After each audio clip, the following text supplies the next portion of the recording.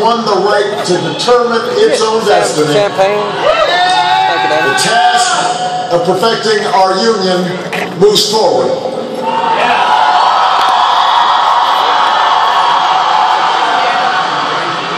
It moves forward because of you. It moves forward because you reaffirmed the spirit that has triumphed over war and depression, the spirit that has lifted this country from the depths of despair to the great heights of hope, the belief that while each of us will pursue our own individual dreams, we are an American family and we rise or fall together as one nation.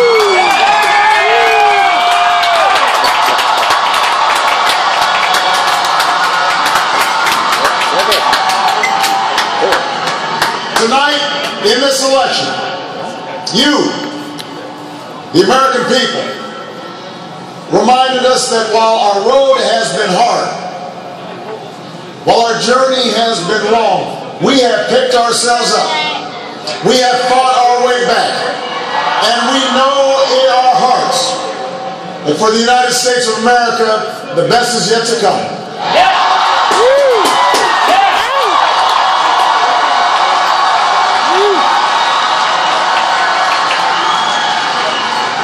I want to thank every American who participated in this election.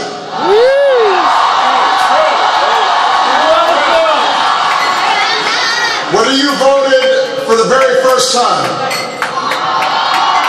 or waited in line for a very long time. By the way, we have to fix that.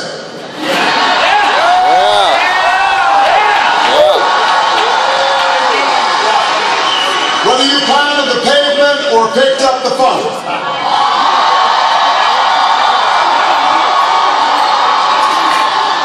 Whether you held an Obama sign or a Romney sign, you made your voice heard. And you made a difference. I just spoke with Governor Romney and I congratulated him and Paul Ryan on a hard-fought campaign. Boo. Boo. We may have battled fiercely, but it's only because we love this country deeply. And we care so strongly about its future.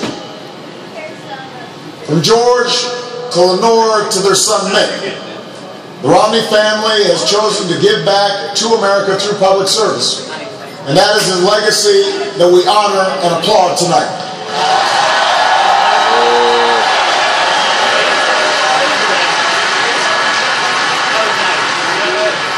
In the weeks ahead, I also look forward to sitting down with Governor Romney to talk about where we can work together to move this country forward.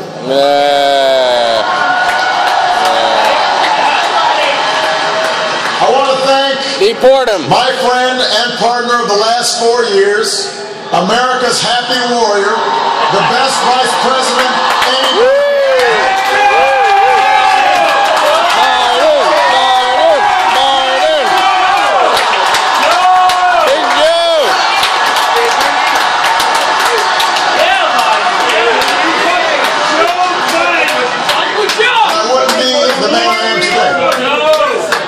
Without the woman who agreed to marry me 20 years ago.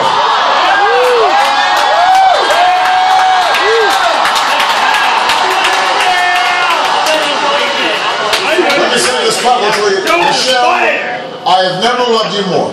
I have never been prouder to watch the rest of America fall in love with you too, as our nation's first lady.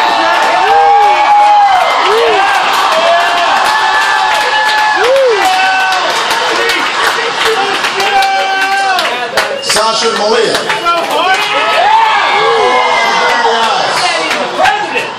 You're growing up to become two strong, smart, beautiful young women, just like your mom.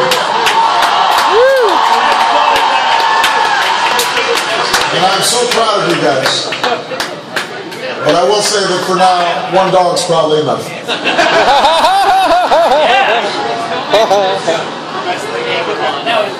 To the best campaign team and volunteers in the history of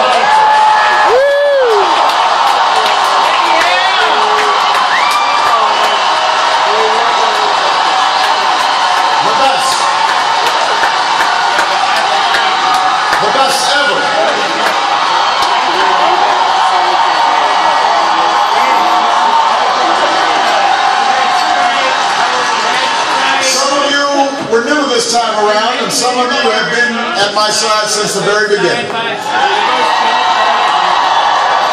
But all of you are family.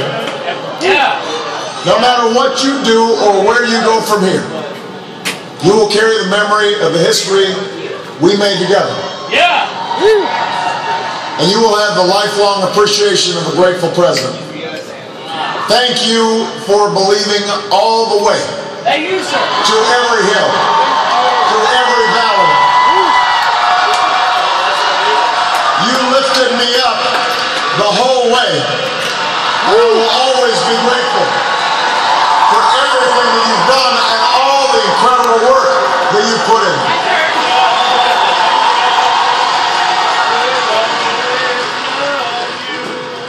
I know that political campaigns can sometimes seem small, even silly. And that provides plenty of fodder for the cynics who tell us that politics is nothing more than a contest of egos or the domain of special interests. But if you ever get the chance to talk to folks who turned out at our rallies and crowded along a rope line in a high school gym, or saw folks working late at a campaign office in some tiny county far away from home, you'll discover something else. You'll hear the determination in the voice of a young field organizer who's working his way through college and wants to make sure every child has that same opportunity.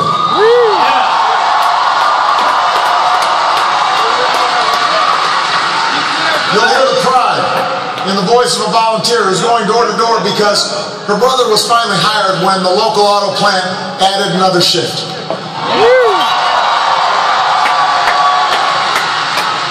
You'll hear the deep patriotism in the voice of a military spouse who's working the phones late at night to make sure that no one who fights for this country ever has to fight for a job or a roof over their head when they come home.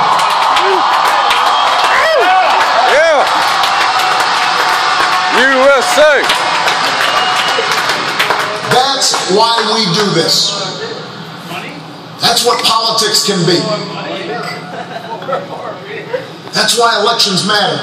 Chrissy, you're missing it. It's not small, it's big. She said, It's important. Democracy in a nation of 300 million can be noisy and messy and complicated. We have our own opinions. Each of us has deeply held beliefs. And when we go through tough times, when we make big decisions as a country, it necessarily stirs passions, stirs up controversy. That won't change after tonight. And it shouldn't. These arguments we have are a mark of our liberty. And we can never forget that as we speak, people in distant nations are risking their lives right now just for a chance to argue about the issues that matter. The chance to cast their ballots like we did today.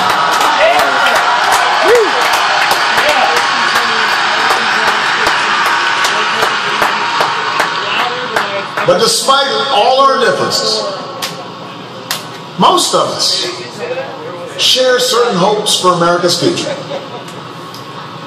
We want our kids to grow up in a country where they have access to the best schools and the best teachers. A country that lives up to its legacy as the global leader in technology and discovery and innovation, with all the good jobs and new businesses that follow. We want our children to live in America that isn't burdened by debt, that isn't weakened by inequality, that isn't threatened by the destructive power of the warming planet.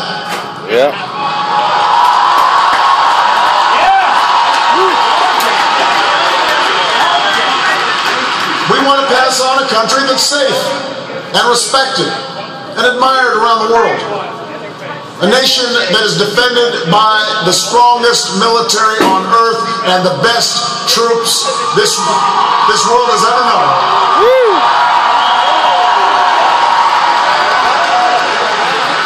But also a country that moves with confidence beyond this time of war to shape a peace that is built on the promise of freedom and dignity for every human being. We believe in a generous America, in a compassionate America, in a tolerant America, open to the dreams of an immigrant's daughter who studies in our schools and pledges to our flag.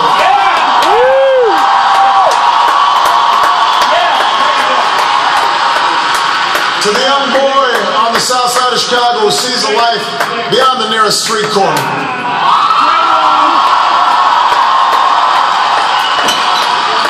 To the furniture worker's child in North Carolina who wants to become a doctor or a scientist, an engineer or an entrepreneur, a diplomat or even a president. That's the future we hope for. That's the vision we share. That's where we need to go. Forward. That's where we need to go. Now we will disagree, sometimes fiercely, about how to get there. As it has for more than 2 centuries, progress will come in fits and starts. It's not always a straight line. It's not always a smooth path. By itself, the recognition that we have common hopes and dreams won't end all the gridlock, or solve all our problems, or substitute for the painstaking work of building consensus and making the difficult compromises needed to move this country forward. But that common bond is where we must begin. Our economy is recovering. A decade of war is ending. Our war campaign is now over.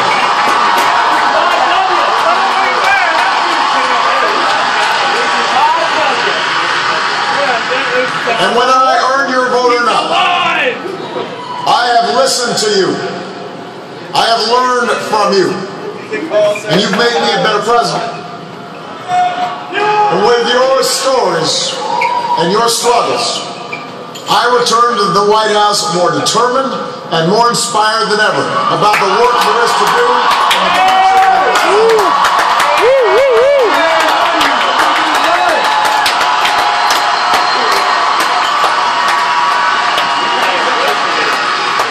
Tonight, you voted for action, not politics as usual. You elected us to focus on your jobs, not ours. And in the coming weeks and months, I am looking forward to reaching out and working with leaders of both parties to meet the challenges we can only solve together. Reducing our deficit, reforming our tax code, fixing our immigration system, freeing ourselves from foreign oil. We have more work to do.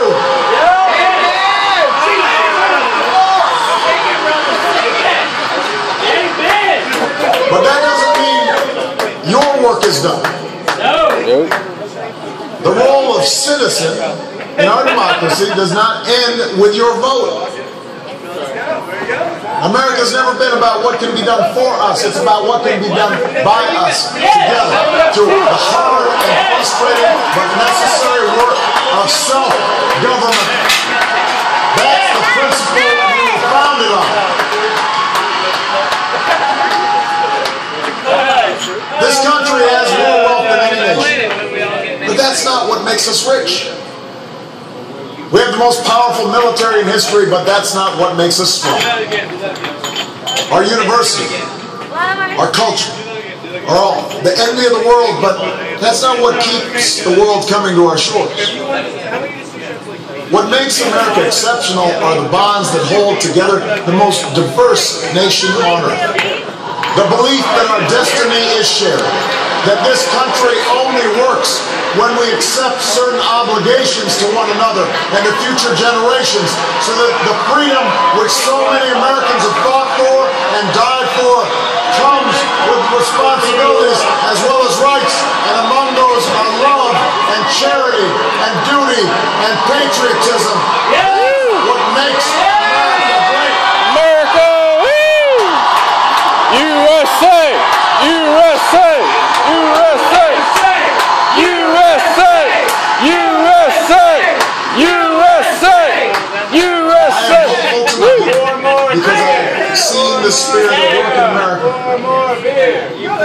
I've seen it in the family business whose owners would rather cut their own pay than lay off their neighbors. And in the workers who would rather cut back their hours than see a friend lose a job. Yeah. I've seen it in the soldiers who re-enlist after losing a limb.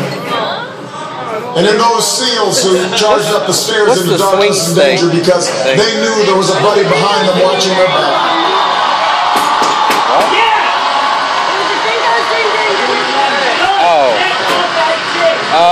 I've seen it on the shores of New Jersey and New York, where leaders from every party and level of government have swept aside their differences to help a community rebuild from the wreckage of a terrible storm.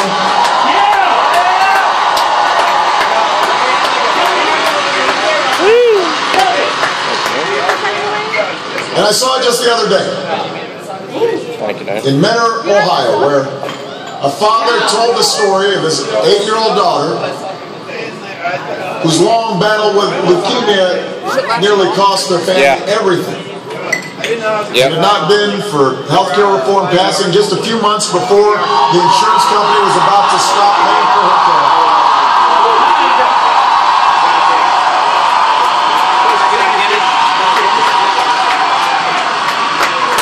I had an opportunity to not just talk to the father, but meet this incredible daughter of his.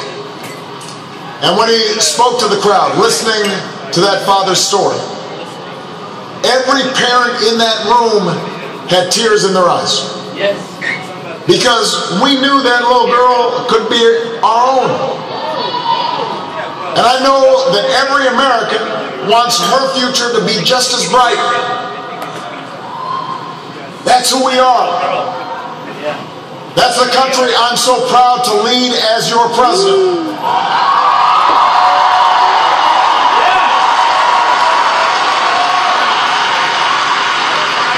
And tonight, despite all the hardship we've been through, despite all the frustrations of Washington, I've never been more hopeful about our future. I have never been more hopeful about America. And I ask you to sustain that hope. I'm not talking about blind optimism, the kind of hope that just ignores the enormity of the tasks ahead or the roadblocks that stand in our path. I'm not talking about the wishful idealism that allows us to just sit on the sidelines or shirk from a fight. I have always believed that hope is that stubborn thing inside us that insists, despite all the evidence to the contrary, that something better awaits us. So long as we have the courage to keep reaching, to keep working, to keep fighting.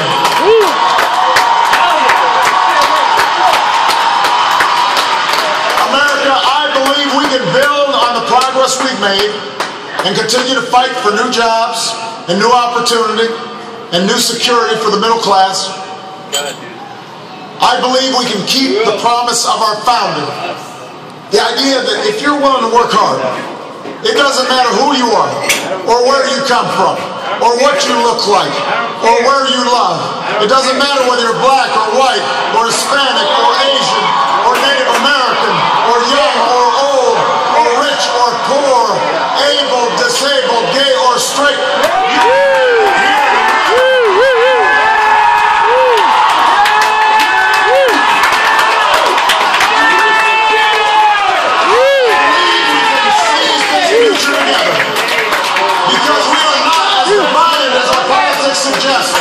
We're not as cynical as the pundits believe. We are greater than the sum of our individual ambitions. But we remain more than a collection of red states and blue states. We are and forever will be the United States of America. Grace, we will continue our journey forward and remind the world just why it is that we live in the greatest nation on earth.